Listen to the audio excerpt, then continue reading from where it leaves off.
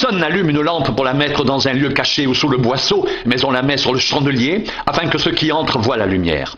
Ton œil est la lampe de ton corps. Lorsque ton œil est en bon état, tout ton corps est éclairé, mais lorsque ton œil est en mauvais état, ton corps est dans les ténèbres. Prends donc garde que la lumière qui est en toi ne soit ténèbres. Si donc tout ton corps est éclairé, n'ayant aucune partie dans les ténèbres, il sera entièrement éclairé, comme lorsque la lampe t'éclaire de sa lumière. Pendant que Jésus parlait, un pharisien le pria de dîner chez lui. Il entra et se mit à table. Le pharisien vit avec étonnement qu'il ne s'était pas lavé avant le repas. Mais le Seigneur lui dit, « Vos pharisiens, vous nettoyez le dehors de la coupe et du plat, et à l'intérieur vous êtes pleins de rapine et de méchanceté. Insensé, celui qui a fait le dehors, n'a-t-il pas fait aussi le dedans? Donnez plutôt en aumône ce que vous avez, et voici toutes choses seront pures pour vous. Mais malheur à vous, pharisiens, parce que vous payez la dîme de la menthe de la rue et de toutes les herbes, et que vous négligez la justice et l'amour de Dieu. C'est là ce qu'il fallait pratiquer sans omettre les autres choses. Malheur à vous, pharisiens, parce que vous aimez les premiers sièges dans les synagogues et les salutations dans les places publiques. Malheur à vous, parce que vous êtes comme les sépulcres qui ne paraissent pas et sur lesquels on marche sans le savoir. » Un des docteurs de la loi prit la parole et lui dit, « Maître, en parlant de la sorte, c'est aussi nous que tu outrages. » Et Jésus répondit, « Malheur à vous aussi, docteurs de la loi, parce que vous chargez les hommes de fardeaux difficiles à porter, et que vous ne touchez pas vous-même de l'un de vos doigts. Malheur à vous, parce que vous bâtissez les tombeaux des prophètes que vos pères ont tués. Vous rendez donc témoignage aux œuvres de vos pères, et vous les approuvez, car eux, ils ont tué les prophètes, et vous bâtissez leurs tombeaux. C'est pourquoi la sagesse de Dieu a dit, je leur enverrai des prophètes et des apôtres. Ils tueront les uns, persécuteront les autres, afin qu'ils soient demandés compte à cette génération du sang de tous les prophètes, qui a été répandu depuis la création du monde, depuis le sang d'Abel jusqu'au sang de Zacharie, tué entre l'autel et le temple. Oui, je vous le dis, il en sera demandé compte à cette génération. Malheur à vous, docteurs de la loi, parce que vous avez enlevé la clé de la science, vous n'êtes pas entrés vous-même, et vous avez empêché d'entrer ceux qui le voulaient. Quand il fut sorti de là, les scribes et les pharisiens commencèrent à le presser violemment et à le faire parler sur beaucoup de choses, lui tendant des pièges pour surprendre quelques paroles sorties de sa bouche.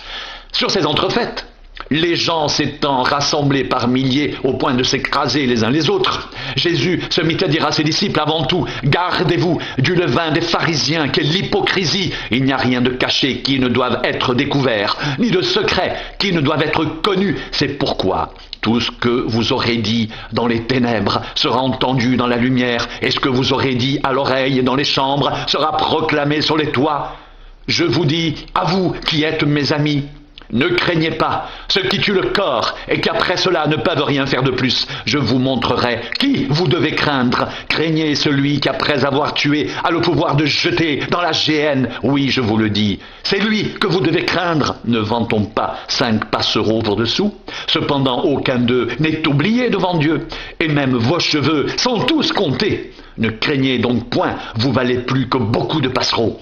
Je vous le dis, quiconque se déclarera publiquement pour moi, le Fils de l'homme se déclarera aussi pour lui devant les anges de Dieu. Mais celui qui me reniera devant les hommes sera renié devant les anges de Dieu. Et quiconque parlera contre le Fils de l'homme, il lui sera pardonné. Mais celui qui blasphémera contre le Saint-Esprit, il ne sera point pardonné. Quand on vous mènera devant les synagogues, les magistrats et les autorités, ne vous inquiétez pas de la manière dont vous vous défendrez, ni de ce que vous direz, car le Saint-Esprit vous enseignera à l'heure même ce qu'il faudra dire. Quelqu'un dit à Jésus du milieu de la foule, « Maître, dis à mon frère de partager avec moi notre héritage. » Jésus lui répondit, « Ô homme, qui m'a établi pour être votre juge ou pour faire vos partages ?» Puis il leur dit, « Gardez-vous avec soin de toute avarice, car la vie d'un homme ne dépend pas de ses biens serait-il en abondance ?» Et il leur dit cette parabole, « Les terres d'un homme riche avaient beaucoup rapporté. Et il raisonnait en lui-même, disant, « Que ferai-je? Car je n'ai pas de place pour rentrer ma récolte. Voici, dit-il, ce que je ferai. J'abattrai mes greniers, j'en bâtirai de plus grands, j'y amasserai toute ma récolte et tous mes biens, et je dirai à mon âme, tu as beaucoup de biens en réserve pour beaucoup d'années. Repose-toi, mange, bois, réjouis-toi. » Mais Dieu lui dit, « Insensé, cette nuit même ton âme te sera redemandée. Et ce que tu as préparé, pour qui sera-ce? Il en est ainsi de celui qui amasse des trésors pour lui-même et qui n'est pas riche pour Dieu. » Jésus dit ensuite à ses disciples, C'est pourquoi je vous dis, ne vous inquiétez pas pour votre vie de ce que vous mangerez, ni pour votre corps, de quoi vous serez vêtus. La vie est plus que la nourriture, et le corps plus que le vêtement. Considérez les corbeaux, ils ne sèment ni ne moissonnent, ils n'ont ni cellier ni grenier, et Dieu les nourrit. Combien ne valez-vous pas plus que les oiseaux?